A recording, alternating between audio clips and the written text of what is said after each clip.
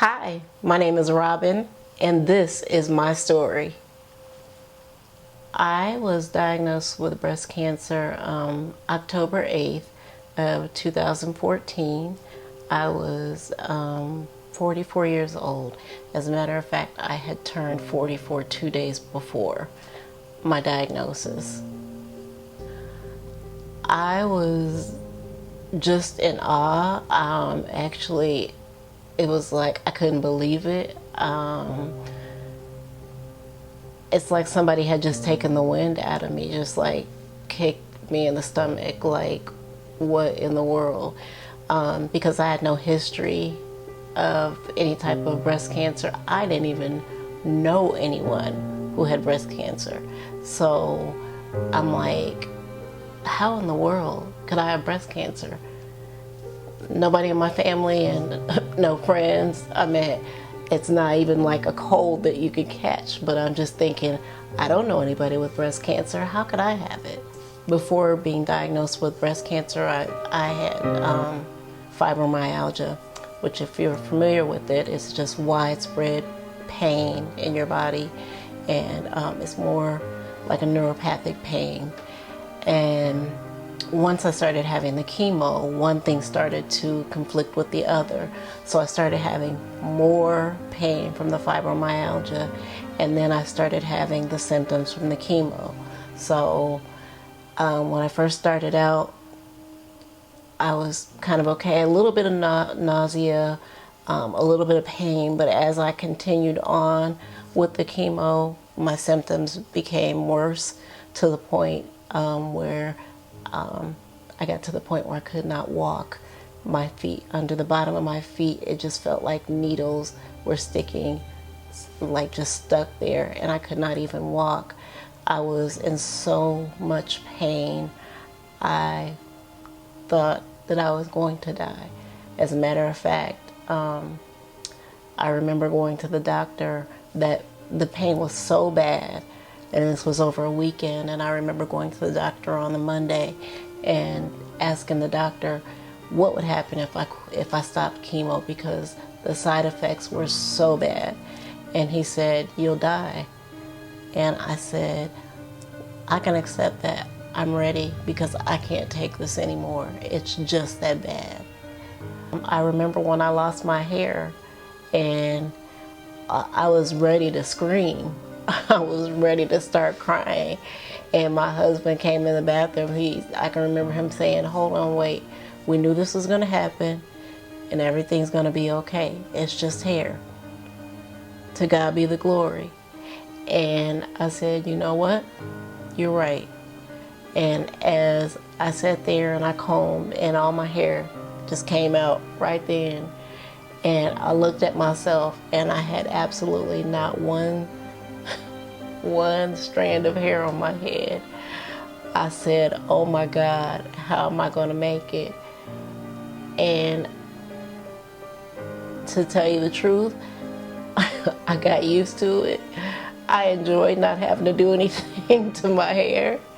It was funny because it enabled me to get ready quicker. And even now that my hair has started growing back, it's still not the same. I feel differently about hair. Hair is just an outward appearance, but it's what's inside of me. God has shown me that it's what's inside of me. It's my heart.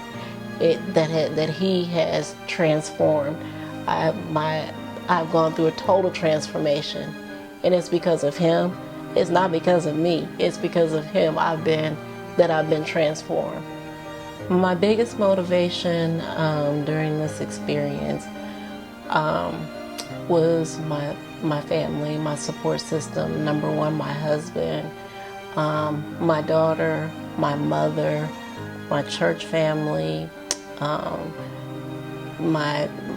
have most of my family lives in Ohio and Georgia and just kind of everywhere, and that has been it's been the biggest motivator for me, because it seems like everybody came together to show their support, whether it was a phone call, a text message, coming over to visit me.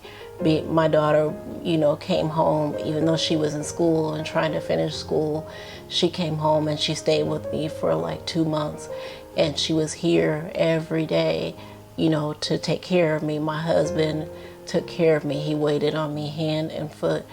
He practically carried me sometimes, but I think the biggest thing is God.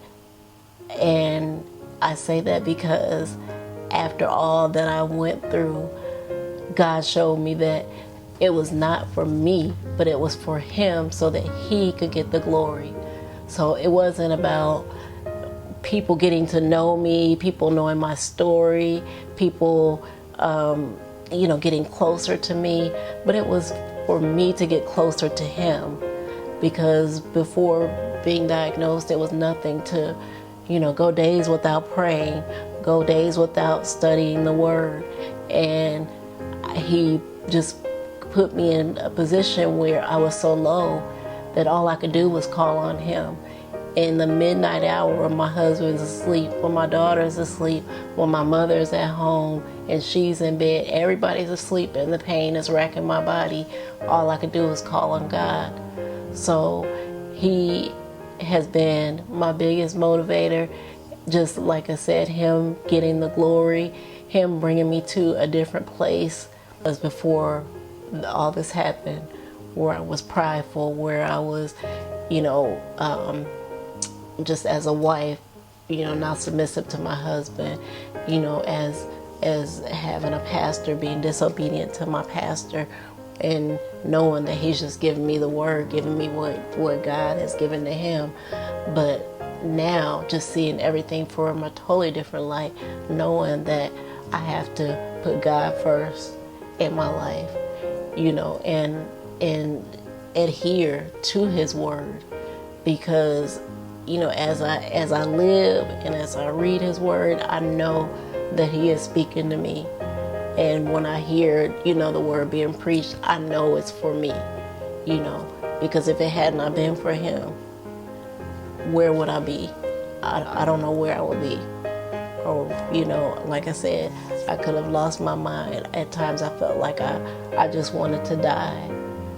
But God, He just kept me. I cannot give Him enough praise. He has kept me. And I feel like my test, everything I've been through, was for my testimony, for somebody else, so that whether they're going through breast cancer or they're going through, whatever, any type of cancer, any type of situation in their life, if I can speak to them and tell them what I've been through and how I've been changed and how God has brought me through this, then it can change their life.